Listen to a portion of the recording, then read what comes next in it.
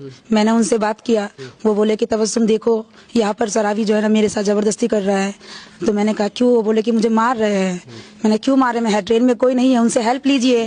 उन्होंने ट्रेन में भी सबसे कहा कि मेरी मदद कीजिए, ये मेरे साथ जबरदस्ती कर रहे हैं। वैसे ही तुरंत मैंने वीडियो कॉल स्टार्ट किया मोबाइल में। वीडियो कॉल के दरमियान मैंने देखा कि उन्होंने मेरे हस्बैंड का कॉलर पकड़ के खींच रहे हैं, उन्हें तमीचा मार रहे हैं, उनको जबरदस्ती खींच के गेट के पास लेके जा रहे हैं। लेकिन मैंने इसी दरमियान मेरे हस्बैंड ने सबसे मदद मांगा कि प्लीज मेरी हेल्प कीजिए।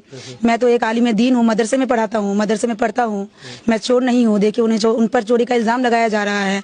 वो बेकसूर होकर अपनी किताबों को दिखा रहे थे। मेरा बैग देखिए, मेरा किताब देखिए। अगर मैं हेलो तबस्सुम, हाँ একটা সারাবি মুখে ট্রেন পকড় লিয়া উল্টা सीधा बोला है रे भाई কি বলছে মারছে তো মারছে কেন वही ना जो पुलिस फोन करा কথা চাজান पुलिस उसपे मार ये लोग छनेंगे ट्रेंड की क्या तो लोग ला देगी वो शराब पी के। भैया हेल्प करो तो यार।